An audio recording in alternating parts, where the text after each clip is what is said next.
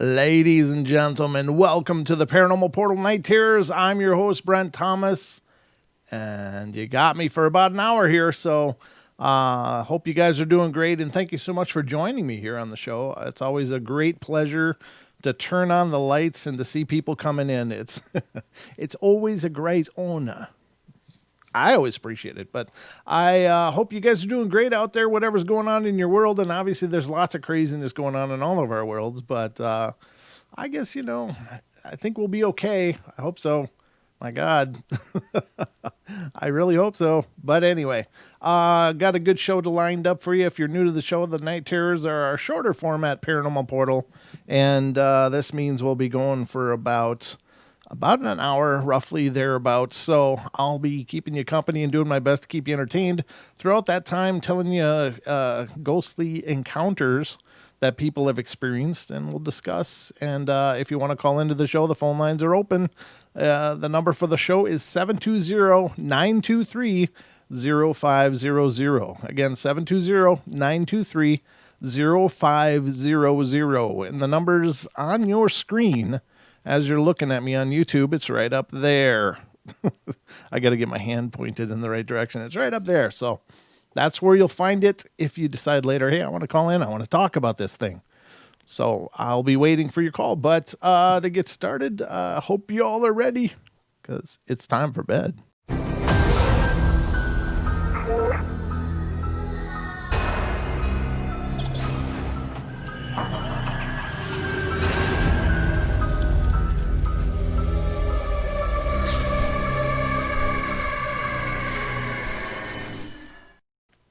All right, ladies and gentlemen, I guess that makes it that we're now officially underway here on the Paranormal Portal. And I've got several ghost stories lined up for you. So to hopefully I'll do a good job reading them, and you'll do a wonderful job listening to them, and we'll leave here just better than we were when we came. At least that's my vision. My vision is always that, but we'll see how it all works out. But let's get started without further ado. The first story tonight kind of sounds like a dark one. I haven't read this, but it's a pretty lengthy story. Not too overly long, but it's a longer one. And it has to do with demons and possessions and exorcisms. So it's a little dark, but I've already got the sage, the frankincense, incense cooking just to make sure we keep things happy. So you got that going for you. And this story is coming out of Maryland. So let's see what's going on in Maryland with demons, possessions, and exorcisms. Oh, my. Dorothy reference. Sorry. Lions, tigers, bears. No, you got no. Okay, sorry. All right. It says, it's been a while since I've had any kind of demonic experience. A while? Good God, is this normal for somebody? That's horrible if it is. It says, life's been good, and I've been growing in the Lord. But every once in a while, I still think about my experiences in the past. Thinking about it has never caused anything to happen until now. Ooh, we're going to touch base on that one after I get done reading it. A few weeks ago, I found myself thinking about my experiences. It has never bothered me to think about it or even to talk about it. So I went to my mom and asked her, why do these things happen? We had a very long talk about it and about what to do if anything ever happened again. And she told me of one of her experiences, and it chilled me to the bone. My mom's experience happened to her when she was at church one Sunday. She was sitting there listening to the preacher, and all of a sudden, instead of his head and face, she saw a monster-looking thing with huge eyes. It only lasted for a split second, and she wasn't even sure that it had happened. Because of this, she didn't say anything. However, later that day, someone from the church called my grandparents and asked my grandmother if anyone in our family, if they had seen anything strange during the service. When my mom came home later and that day, my grandmother asked her the question, and it was then that the memory came rushing back to my mom, and she screamed. Because of this experience, and because she told me that the eyes were huge, I can only assume that somehow my experience with the eye thing and hers are somehow linked. I cannot be it cannot be through family because I'm adopted. Perhaps they are only similar looking demons. After my mom told me this story, I was really disturbed by it. But I didn't talk about it to anyone. A few nights later, my little brother slept in my room on the floor. When I fell asleep, I was awakened a few hours later, feeling that someone or something besides my brother was in the room. Instantly, I closed my eyes. I could feel whatever it was at the head of my bed. After a while, I opened one eye, only to discover a shadow in the shape of a person standing over me. All I could see was the torso and legs. I didn't dare look up to see a face. I quickly shut my eyes and started to say, Lord, in my head. I didn't even try to say it out loud because I knew I probably wouldn't be able to speak anyway. I kept saying that and started to feel the shock coming on. However, it was not as strong as it was in the past. I kept saying, Lord, and then something really strange started happening. I started to see light even though my eyes were closed. Closed. Sorry, got to get my palate working. And then something really strange started happening. I started to see light even though my eyes were closed. And when you're outside in the sun and you close your eyes, do you not see red? Well, I saw white. I didn't want to open my eyes because I thought that the demon might be doing something. However, I was baffled by the low intensity of the shock. I could move. If I had tried to speak, I probably could have. After a while, I heard something, and it was like the sound of fireworks and strong wind and water all mixed together. I looked with both eyes, even though I was scared, and it was then that I discovered a light coming from the foot of my bed, and it was like someone was lying on the floor shining up a light. I was still aware of the shadow standing over my head, but when I looked at the light, the shock felt even less intensifying. I closed my eyes because I thought it might be something bad, but then the shock started to get intense again. I quickly caught on and opened my eyes again to stare at the light. And that's when the strangest thing happened. I kept staring at that light, and it started getting brighter. I found that it was so bright that I couldn't stand to look anymore. And when I closed my eyes, I didn't feel the shock, so I kept them closed. I had stopped praying by now and was feeling perplexed by everything. My eyes were still closed, but I sensed that the light was moving. In fact, I know it was. The sounds were getting louder, and it felt like it was hovering over me. It was then that I sensed that the shadow had released its grip on me completely. It's like it couldn't do anything to me. Well, after a few seconds, I opened my eyes slightly, and both beings were right next to each other, and yet the light was so bright that I could barely see the shadow anymore at all. Still, I could sense that it was still there. It was as if the light had pushed the shadow as far away as possible. I remember looking up and feeling as if I was sensing or seeing good and evil at war. And after a while, they both left, and I was wide awake. I wasn't scared like I normally am. All I did was pray and thank God that the demon had gone. I fell asleep almost immediately. I believe it was either an angel or God coming to fight that demon. I've not seen that bright light since, and it was not some tiny orb that floated around my room. It was not some white sheet good ghost. I think it was a real angel.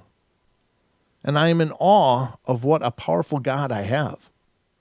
Greater is he that is in you than he that is in the world. The funny thing, it only happened when my 6-year-old brother slept in my room. Since that night, I've had quite a few experiences, but have not experienced that light. I felt something watching me as I sleep, and it seems like it was coming from the doorway. Most of the time, I pray silently until it leaves. But if my little brother sleeps in my room, I can sleep without waking up to a presence. This baffles me, and I often wonder if it's because he's as young as he is. Maybe he's protected. Then again, my first experience happened when I was 5. When I think back to that experience, I'm reminded of Matthew 28:20, and lo, I am with you always, even to the end of the age. And it doesn't matter how many more experiences I have, I'm safe. I'm safe in knowing that nothing can happen to me without God's permission. I'm safe because I know that there is a power greater than that of any shadow, eye, or presence. The demon met his match. Wow, that's pretty powerful. That's amazing. Divine intervention in those kind of situations is awesome, and incredibly potent. But here's the thing. I do believe, and the person said nothing has ever happened when I talked about it before. But anytime we're discussing something, we are giving it an energy. We're giving it a vibration. We're giving it a focus. And I think that that's probably why it's important to be mindful of your thoughts, because we do manifest. We manifest things in our world all the time. We manifest our worlds around us. We manifest our experiences. We manifest a lot more profoundly than I think most people realize. And if you're not paying attention and you're just talking about things, and you got to wonder, okay, so you got someone, let's say you have someone in your life that's just negative, and they discuss negative things all the time, and they're always complaining, and they're always a victim, and they're always whining about the circumstances of their life. And then is it any wonder that that's their experience? Because they're continually manifesting that around themselves. I do think that we speak things into existence. I think that we think things into existence as well, but by speaking it, that is the first step of manifestation. It's the incredible moment that something shifts from the energetic into the physical. It's the first manifestation of it. And so that's why words are powerful, and that's essentially the idea behind spells and things like that, because you are speaking something into the material plane and giving it an energy.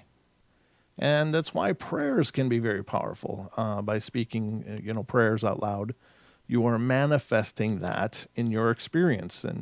And so it's the same thing is true then in the inverse, that if somebody is focused only on the good, and it doesn't mean that bad things can't happen to them, but it means that they will probably most likely have a grace. They will have they will seem to rise above things, and things like the world can't really touch them. And that's incredibly powerful. So I think it is important to be mindful of what we say and the context in which we say it, and the energy that we give those words.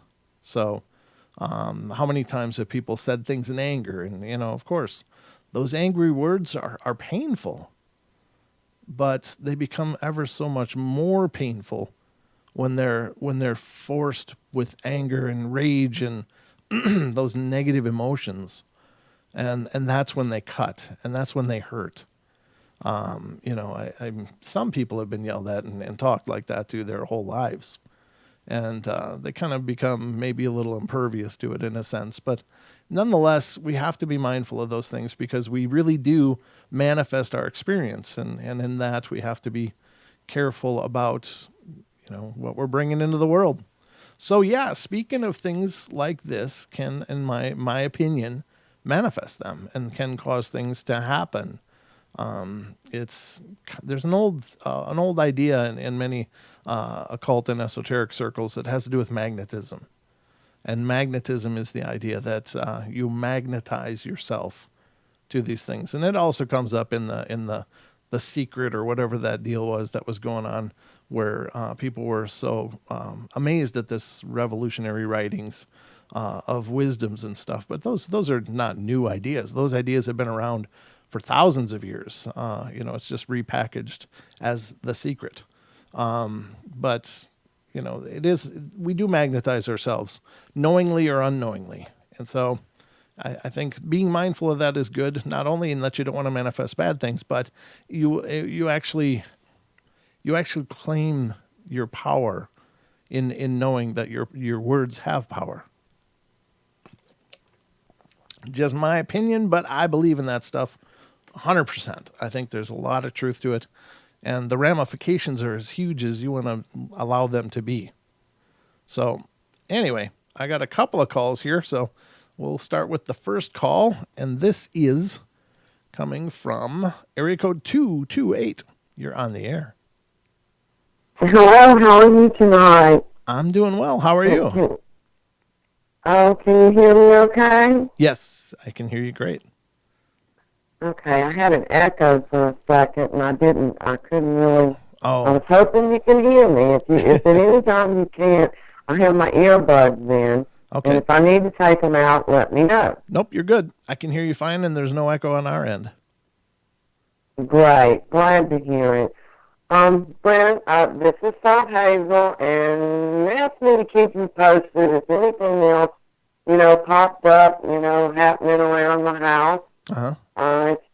It's the background story of I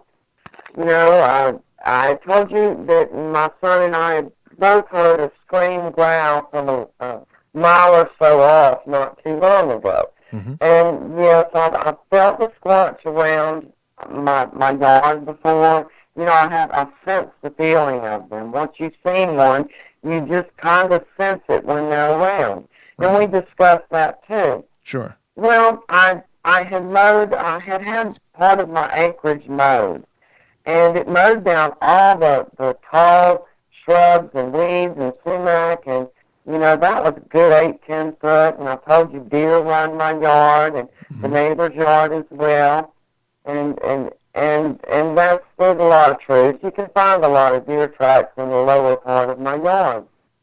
Well, I was talking to a friend in Virginia a few nights ago. Okay. And I was giggling and laughing, and I had an enclosed porch, and I walked out my enclosed porch and popped the door open, and I was kind of loud. I was giggling, we were having a great time. Uh-huh. And a car across the street was making a turn onto the main road, and just as I opened the door, it shined its lights across my field, and I saw 3 huge, large doe. They were just beautiful, and yeah, I spooked them. I made too much noise opening my porch door, and they ran from my field and off behind my house, Okay. And I thought it was just glorious to see them, It's always good to see them. And I had talked to you prior on a background story of talking to you before. Mm-hmm. And one morning, I had opened my door. It was 7 or 8 in the morning, and I looked out, and there was 4 deer standing in my yard. It's a couple of acres, and they were reluctant to move. They didn't want to run out of the yard. And they didn't run out of the yard until I walked all the way down the step and stood in the yard. Mm-hmm. And then, even then, they meandered out of the yard. They didn't bolt. They didn't run. Well, a couple nights ago when I spooked the deer making too much noise and the car light had spotlighted them, it was a beautiful experience. Mm-hmm. So I got off the phone and I stayed up late that night. I just didn't feel like going to bed. And for some reason or another, I decided to go back out and open the porch door quietly as I could, thinking, well, maybe the deer came back and I can get another glimpse of them, Sure. And my son, he's visiting Louisiana, and so I'm sitting here alone. The moon that night was overshadowed by clouds. Okay. So there wasn't a lot of moonlight, so I really couldn't see out into my field very well at all. But I opened the door silently, and I noticed the neighbor behind me. They have a porch light, and it barely shines through some trees of the back door. Mm-hmm. Well, I noticed a figure about 8 foot tall or more. Ooh. Because I've got an old Chevrolet pickup truck in the back of my yard. It's 68. And they were a little further back than that, and there's some trees, and then there's the light of the neighbor's porch. And I was sitting there, and I'd opened the door, and something made me look towards, the light. Check out the yard much as I could, but it was really dark. And I didn't think much of it, and then all of a sudden I saw a figure about 8 foot tall. Ooh. And I can say it was about 8 foot tall because I could measure it by how tall a 68 Chevy truck cab is. Uh-huh. Yeah, and it was a good 3-4 feet above that height. Wow. Okay, and there's some trees in the way, and the light shines through those trees. And it was late at night. It's like 2 in the morning, and I'm watching this figure go back and forth, and as it does, it's completely blocking the light. Wow. And I could see how tall it was. It had to be at least 2 or 3 foot wide. It was wide. And it would go back and forth. And I was blinking my eyes and wiping my eyes thinking, okay, I'm seeing stuff. I'm not seeing what I'm seeing. I'm trying to convince myself that I'm not seeing what I'm seeing. Sure. Yeah. I guess that's just human. Especially after what I've heard lately and when I sensed they're around, and I was really knowing what I was seeing. Well, I shut the door, and I thought, oh, this is great, I have basically spooked the deer they were probably hunting on or scoping on, and I'm thinking, this is just great. And I thought, well, maybe I wasn't seeing what I was seeing. Right. Because it's like a dark shadow figure that tall. Uh-huh. And, we have black bear around here, but they're not going to stand 8 foot tall and, go back and forth behind the tree. Right. And overshadow somebody's porch light. And that porch light they're overshadowing, by the estimate, doors are 72 inches high. And that porch light sits almost a foot above that, okay, that shines through there. So I know how tall it is. Wow. And I'm watching it be totally overshadowed. Sure. Each time it gets black and the figure goes back and forth. And it went back and forth 2 or 3 times before I decided to just close my door and go back into my kitchen and lock my kitchen door and thinking to myself, oh, this is not good. Right. All right, so I decided, well, I'm going to go to sleep. And I had not turned my air conditioner on because I needed to fix a plug, replace the plug for it, which wasn't any problem. And I hadn't been sleeping with it on, and I had the windows slightly cracked in a front room, cracked open, and my son's room totally closed off. And my bedroom, I only had one of my windows open all day long. Okay. And it wasn't overly hot. And the curtain had blown in front of it. It's a thick curtain of my bedroom. Okay. And it had blown in front of it. And I was tired, and I thought, well, I'm just going to bed.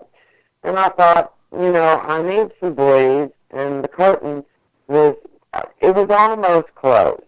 There was only a gap you could see out into the yard in. And as I lay there, I was trying to, I thought I'll just go to sleep, Uh-huh. And what happened then is no sooner than I closed my eyes and was relaxing enough to maybe fall asleep. Okay. I wasn't in the twilight of sleep yet. Okay. All of us, and I know what a dog sounds like crawling under my house. I know what the armadillo sounds like, rubbing part of the siding trying to go under my house. Okay, so I'm familiar with my house sounds. I've lived here a long time. Mm-hmm. At any rate, all of a sudden, wham! Wow. And I'm hearing, I have older wooden screens on my window. Sure. Okay, they're a wood frame screen, and one of them doesn't fit so tightly. I have 2 bedroom windows, and one of them doesn't fit so tightly. And as I heard that slam hit the house, the great room windows totally rattled, and the bedroom window vibrated and rattled. Mm. And I mean, it sounded like the screen went, it seriously, it vibrated the whole back half of my house when Wow. it slammed it. Oh, wow. And so and I'm thinking, no, I didn't just hear that. I'm really, yeah, Sure. no, I didn't just feel that, okay? Mm-hmm.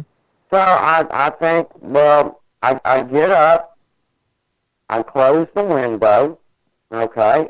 I crawl back in bed, thinking, well, if it is what it is, there's not anything you can do about it anyway. Sure. Yep. So I get back in bed, and all of a sudden, it had walked around to the other side of the house where my other bedroom window is, and wham! And Oh, hit that side of the house and vibrated. wow. Well, by that time, I decided I wasn't going to sleep much that night, and I just got up and stayed up all night long. Sure. Wow. Very next day, I had my air conditioner plug fixed, and had the air conditioner on at night, and I slept really good. Good. I didn't hear anything. Uh-huh. So maybe I don't like air conditioners too much. I don't know, because it makes a lot of noise on that side of the house. Okay, Sure. Uh-huh. the outside, Yep. and it's a window unit. Yeah. But at any rate, I'm making light of it, but it just really scared me, really, really badly. Oh, yeah. And I'm thinking, okay, I scared the deer off.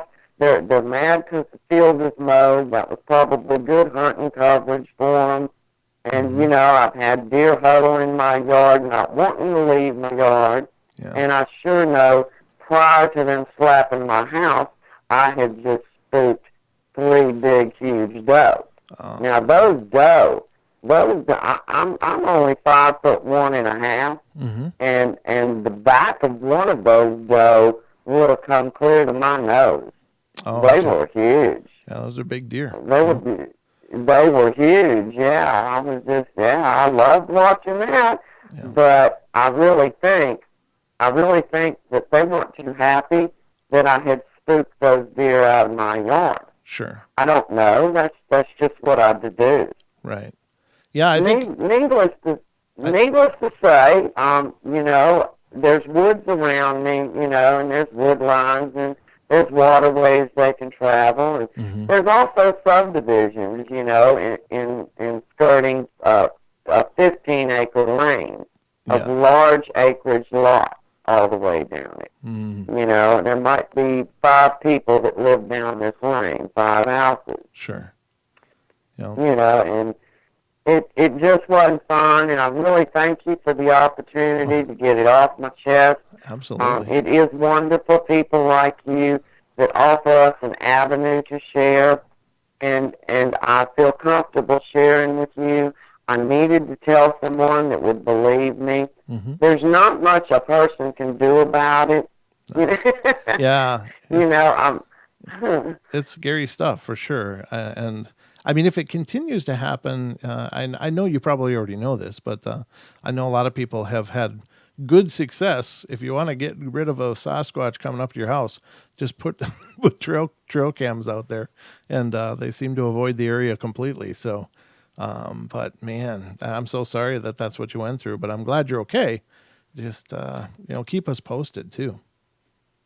Well, I don't even know how much a trail cam costs, Rick. Well, yeah, I don't know. I think there's quite a range there, but if you just got a couple of cheap ones, I mean, just so long as there's infrared lights on them, they just seem to really avoid it. But and on the odd chance, maybe you'd catch a picture too. That would be really cool. But they don't seem to fall for those real often. So No, they really don't. yeah, I mean, and it's not like I can tell any of my neighbors or friends around here. They just look at me like I was crazy, and I'm, Sure. in this part of where I live, I mean, there's not anybody you can tell that would possibly believe you. yeah, When the people down the lane, they've got chicken coops up off the ground, and something is actually moving the latch, going into it, taking chickens on a regular basis. Wow. And there's no nothing that can take that. Well, they just deduced, oh gee, maybe one of these city folk around here was stealing their chickens, and Sure. Yeah. it just doesn't work that way. Pretty sure a city folk wouldn't know what to do with a real chicken. Well, and I can't keep cats anymore. Sure. I mean, cats don't last too long around here. Yeah. And I told you the story about the poor dog. Yep. Well, that poor dog that lost a hind quarter leg. Yep. The vet couldn't figure out what had done it. Okay, belongs to the neighbor to the north, who the Squatch was going back and forth between the trees. Right. And I told you that dog runs over to the other neighbor's yard, the one that's lit up. Yep, the one with the light. Yeah. He's a pretty smart dog. Yeah, something spooked that dog, okay? Yeah. So it's kind of ironic that, that's where one's hanging out, but the Yes. dog that lives there doesn't hang out there anymore. Right. Well, just keep us posted, please. Go figure, huh? Yeah, exactly. All right. Well, I won't take up too much more of your time. Big shout out to your audience. They're great, wonderful people. We missed you last night. We're glad you're back. thank you. And thanks for listening, Brent. I appreciate it. Oh, it's my pleasure. Thank you for calling in. It's great to hear from you. All right. Bye-bye. All right, good night. And we got another call, and this is from area code 845. You're on the air. Howdy, Brent. It's Carlton. How you doing? Hey, brother, how you doing? I'm doing well, thank you. Back in the saddle, I'm doing good. Good. Well, let's see. I had a couple things I want to talk about. You mentioned trail cams. Yeah, I definitely hear that works good for the Sasquatch, but I've heard another one is sulfur. If you put sulfur out over your property, that'll keep them away. You said I don't know sulfur? if that's true or not, but I've heard it, and it might be a cheaper alternative. Oh, sulfur. I'd never heard of that. I don't recall ever hearing that. That's brilliant, though.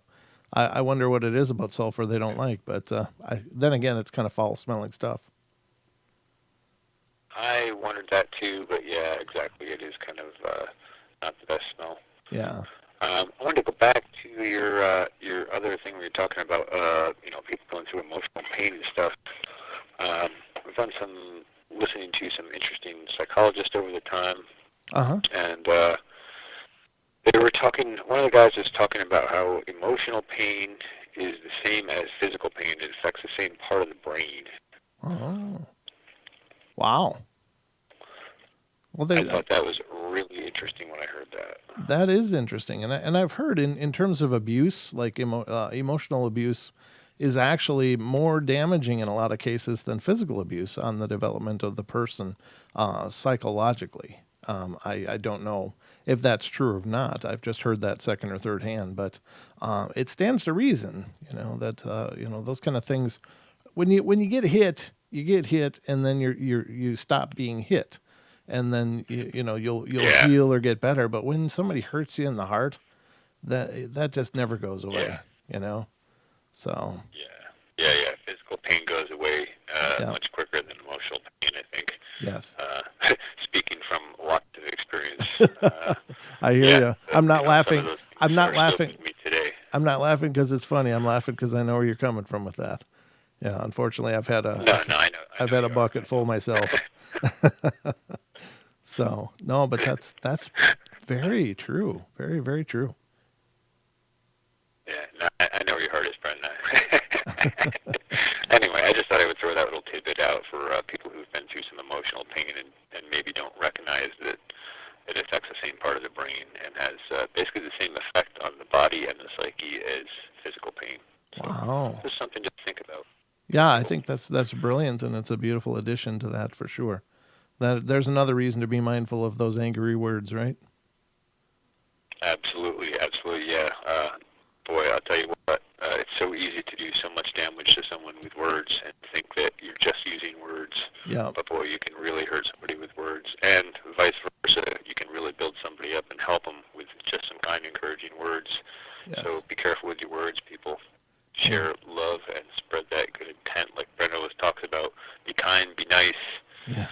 I forget the whole thing, but boy, it's on point. But the gesture was nice. Thank you. I appreciate that.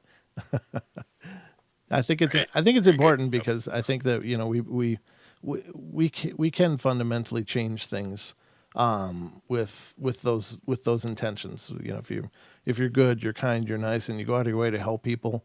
I think that I really believe in that, the reciprocation of that, and the karma of it. I think that and that whole paying it forward idea, I think that's a beautiful one too. It's just like, I'm just going to do this random nice thing, and hopefully it'll inspire this person to go and do something randomly nice for someone else. I think that's beautiful. Brent, so critical. It's so critical. I've seen people who were having a bad day or a bad time in their life, and someone came along and just gave them a little nudge of love and encouragement, and man, that like changed their whole perspective from angry and wanting to hurt others to like want to go help other people. That's such an important message, and I love how you always incorporate that into your thoughts and into your shows. So, Thank you, for brother. spreading the love. Yeah, brother, I appreciate it. Thank you as well, and for always helping me supplement the information. I appreciate that. I encourage anybody, if you've got another piece of information of something I'm talking about, please call in. I don't claim to know much at all, but but I share what I do know. Very good, Brent. Well, I got your back, man, and keep up the great work. And I'm sure I'll talk to you sometime soon. Okay, we'll talk to you soon, brother. Thank you again for calling. All right. Yeah. Very good. Have a good night. Thanks, Brent. Good night.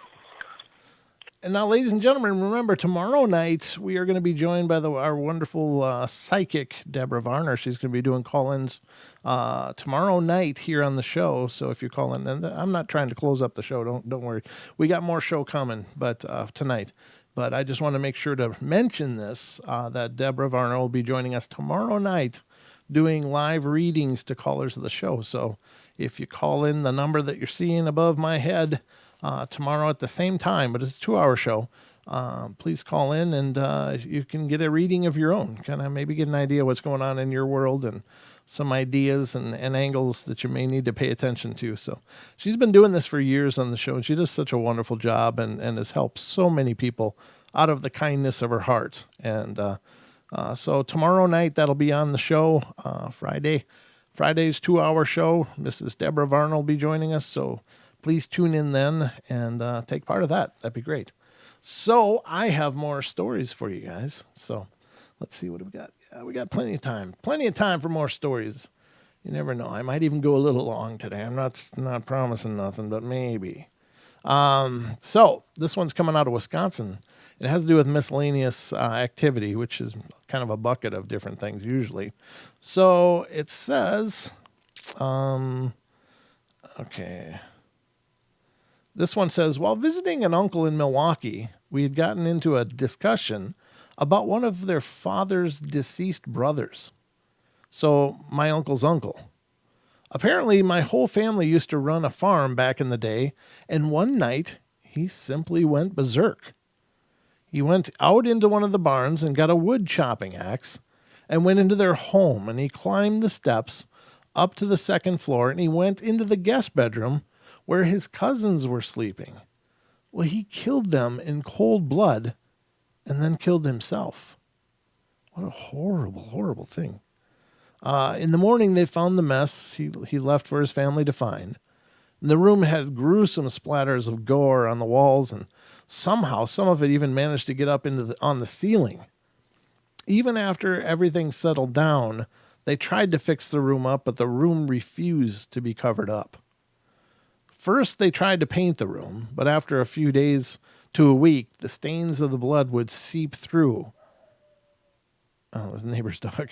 And after that, they tried to wallpaper the room, and after a few weeks, the blood managed to seep through the wallpaper as well. Then they tried everything they could think of to cover the ever-present reminder that a once-loved family member killed his own. But it simply would not be removed by paint, by paper, not even chemicals. In the end, it was simply too expensive to remodel the room, so they converted it into a storage room. And as time went on, the stains faded and faded and faded until one day, it simply looked like someone had made a mess with some old paint. Eventually, the family sold the house and moved on. How true is this story? I don't know.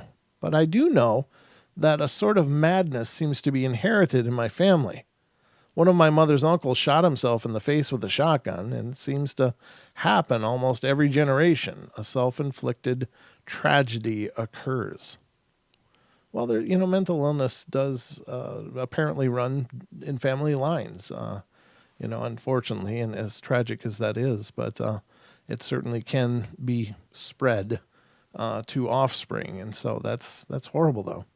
Such a sad, sad thing.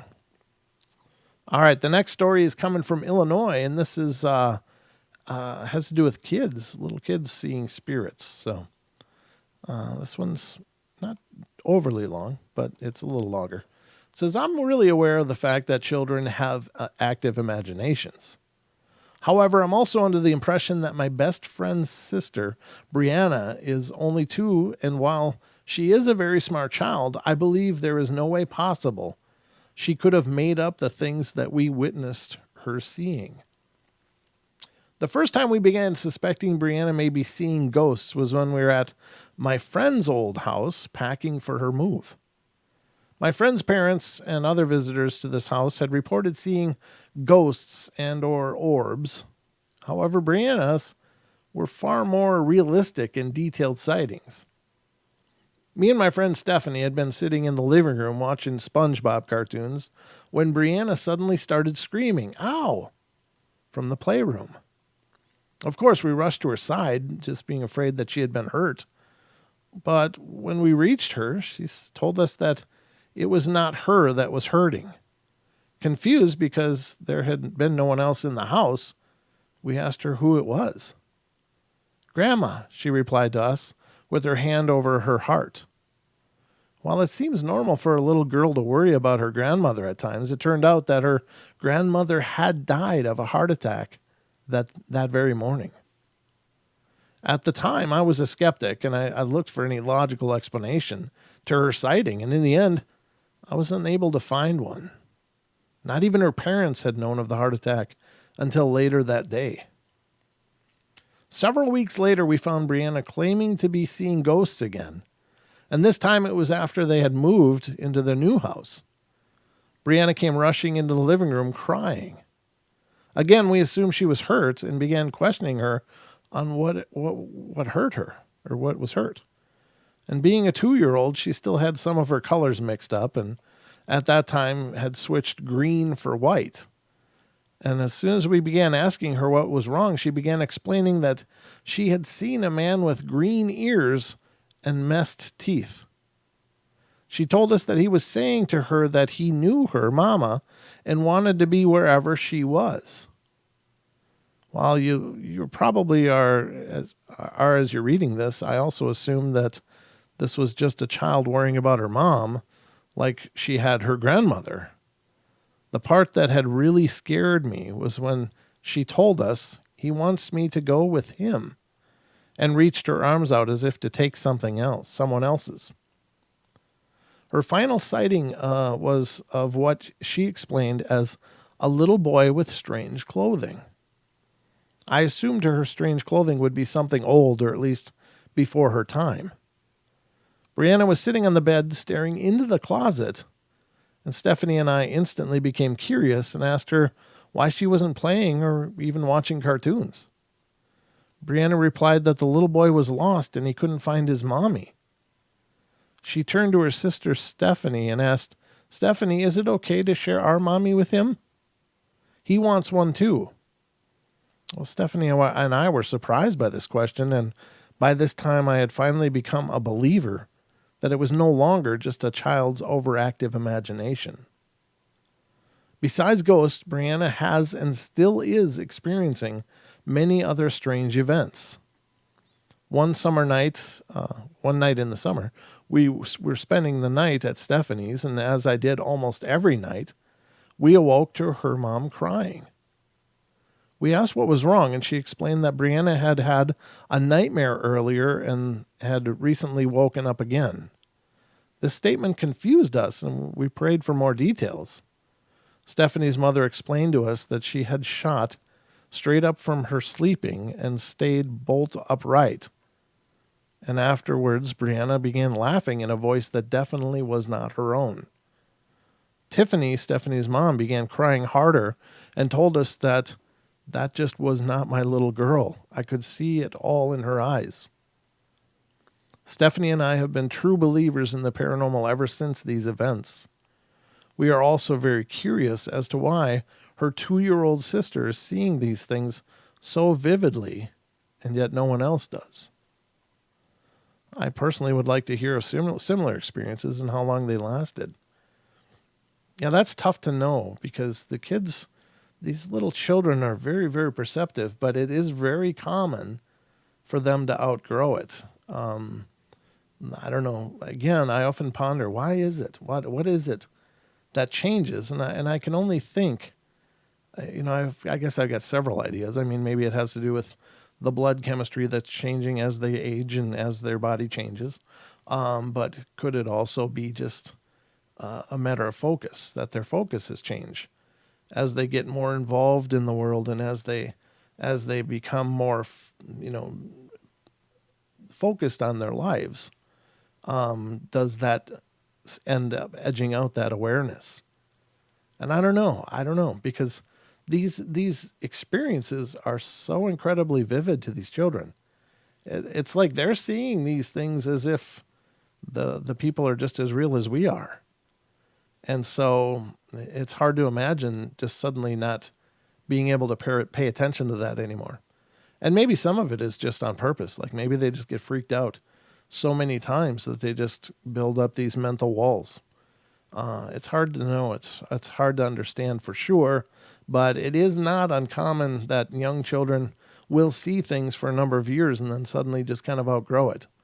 And maybe it changes to something else, like more of an empathy or something to that extent as they get older. But it is very curious. I don't pretend to know what it's like to be able to see these presences as clearly as these children allegedly do, and then some psychics as well. But I suppose that maybe it's one of those things that it's really fascinating and maybe even incredibly attractive on the outside looking in. But if you've got to deal with that stuff in your everyday life, maybe it's not as glamorous. You've got to look at and know and hear these, these tormented souls, and what kind of gravity does that have on your life? It's like watching traumatic movies over and over and over. Does it end up affecting their psyche? So my hats are off to anybody that can do that or has that awareness. But at the same time, I've always admired it and would like to be able to see those things as well. But I guess it's one of those things. Be careful what you wish for, right? Because when it happens, you don't know what that's like. We don't know what that's like. So maybe it's absolutely horrifying until you actually come to terms with it. So maybe the ignorance really is bliss. Just saying. All right, so this one's a little shorter, and it's coming out of Michigan. Has to do with a haunted life.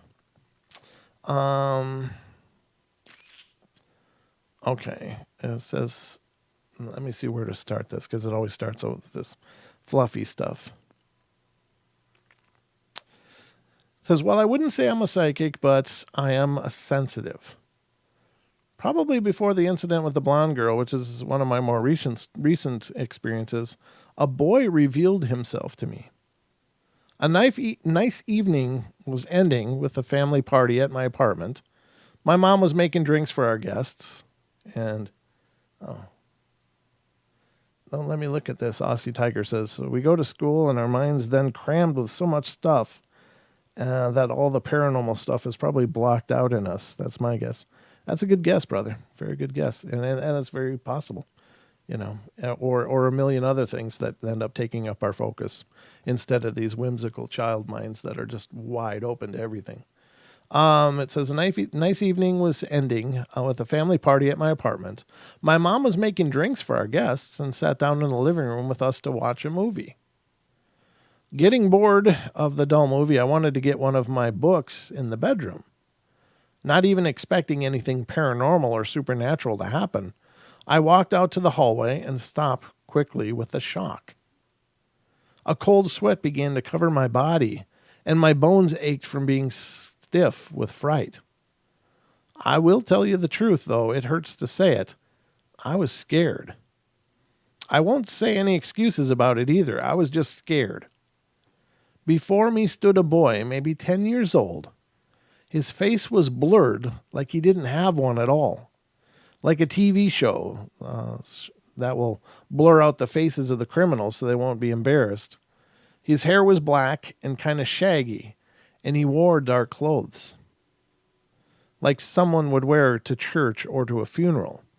I'm not lying. If I was, I wouldn't be scared right now, though this happened at least a year ago. My body made an effort to leave this emotional presence. Twirling around, I headed through the kitchen to the hallway, hoping he would dissolve and go away. Nope, this little boy insisted on letting me know that he was there. I had pity over him, though he probably didn't want it. Did he want help? I'm not sure if he did, but I wish I hadn't turned him down. I didn't want to see him, so I stayed in the living room with the rest of the party. And I didn't ever see him again, but I feel him around at times. What still bothers me is that I still hear voices. And now they're getting worse. Even my close friend says she hears things. We were just sleeping on the couch like always, and she fell asleep. So I just watched the end of our movie, and my head bobbed back and forth. I was really tired, and it seemed like minutes before. But after a couple of hours, I woke up to a man whispering in my ear. I almost had a heart attack. I shook my friend's leg to wake her up, but she didn't wake up, so I just closed my eyes and fell asleep after a couple of minutes listening to the whispers. And in the morning, she told me she woke up to a girl's voice. And I told her about my experience. Even now, I can feel a presence over me. Does anyone think I'm weird?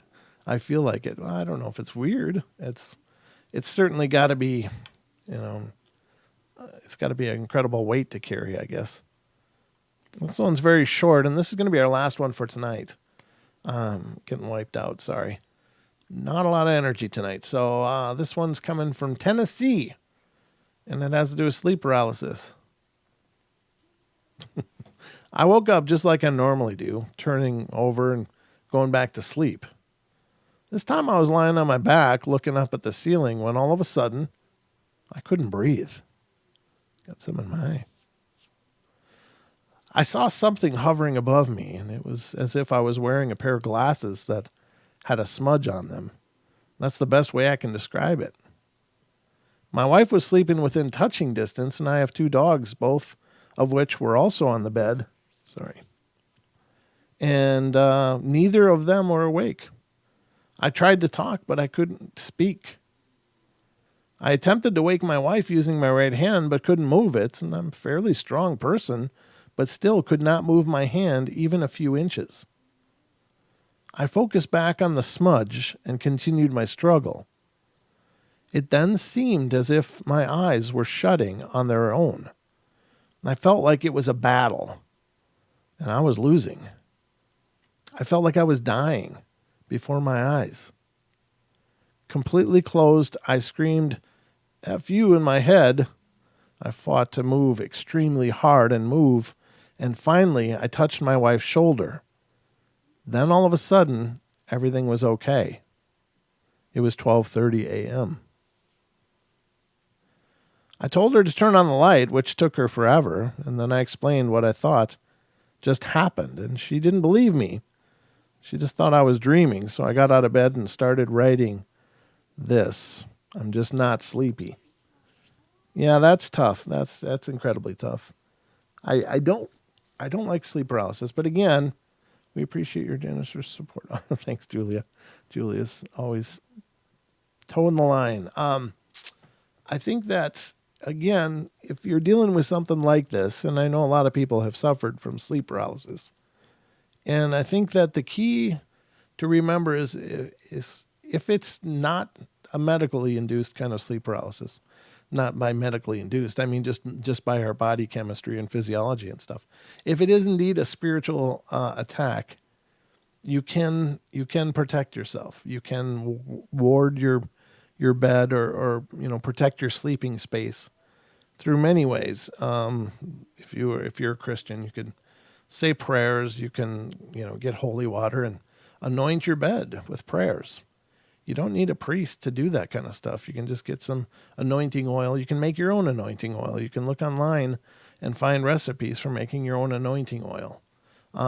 There's many symbols or mediums that you can use, and by mediums I mean things like anointing oil or holy water or blessed water, moon water, certain colors of sand or crystals, symbols, et cetera, et cetera, et cetera. Prayers again. It's possible to protect your space. You don't have to just suffer with this stuff. That's a good first line of defense, because I think when we're sleeping, we're pretty vulnerable, in my opinion. And I think it's important to do what you can to protect your sleeping form. So remember that. And if you're in the experience, the one thing that you can do is you can still pray. You can say prayers in your head. It doesn't have to be physically spoken in order to be potent. Or you can, cast, mantras or whatever, But it's just important to know that you don't have to sit there and be vulnerable. And I never knew this when I was suffering from it years ago. I just had to figure out how to get myself out of that. And it's, it was hard. It was incredibly hard. But I learned what worked for me. And it was essentially just getting some little piece of me moving, and then holding on to that with all of my might and getting more of me moving. And it was just this progression. And what I noticed is that I was able to catch it when it was coming on, even if I was in a sleep, or coming to that waking state where it starts to kick in, and I would feel it and could push through it, just mentally. But it's hard to explain that, because how do you explain mental struggle and sensation? And I can't. But you can protect yourself. You can ward yourself. You can, wear symbols. Wear a crucifix, if you don't mind wearing necklaces as you sleep, or things like that. And it's up to you again to come up with what works for you. But you don't have to just suffer through this kind of stuff. And I think that that's something that's not conveyed ever in these stories of sleep paralysis, other than some people do mention saying prayers and calling upon Jesus in their sleep or in their frozen state, and how that helps. And that is powerful. There's no question, but you can hopefully ward it from even beginning. So those are some thoughts. And smudge your home. Cleanse the energy in your home. You can purify your house. You don't have to wait till something decides to try to pin you in your sleep and suck on your life force. So just some ideas, ladies and gentlemen. But remember, tomorrow night right here on the Paranormal Portal, Mrs. Deborah Varner will be joining us. We'll be doing a night of call-in readings to listeners of the show. So I hope you can make it. Those are always fantastic shows. And Deb is just really an amazing person. And as I said, she's been doing this for years, doing a marvelous job. And she loves doing it. So I hope you guys will tune in and participate. But anyway, that's going to wrap it up for me tonight. I've got nothing else to give you. But I just want you to always remember, I love you guys very much. Please check out the podcast if you haven't already. And you can find it on every podcast player out there. There's Stitcher, iHeart, iTunes, Pandora, Spotify, Chatbox, Google Play, every one of them. Just search for Paranormal Portal and you'll find our podcast. Now, this is not our podcast. This is our YouTube channel. This is different. Sometimes we port over YouTube episodes to the podcast, but generally speaking, the podcast is its own production. So if you tune into our podcast, you'll have about 160 some episodes to listen to. And then again on YouTube here, there's 700 and some now. I don't remember how many it is. I think it's over 600 or 750 episodes now on YouTube of live streams that we've done. So lots of material to work with if you need another portal fix. But Follow us on Facebook, facebook.com/paranormal portal. If you want to be a guest on our podcast because you got a bunch of paranormal experiences you'd like to share, please email me at paranormalportalradio@gmail.com, and I'll be happy to get in touch with you and we'll get you on the show. But other than that, I don't think I got anything else. So I love you all very much. Thank you for tuning into the show. I love you all. Be good, be kind, be nice. Take care of each other. Help each other out. Find the magic in every day and remember to laugh as much as you can and try to project that love into the world. I think the world really needs it right now. So do everything you can to spread the love, ladies and gentlemen. All right. You guys have a great night and sweet dreams.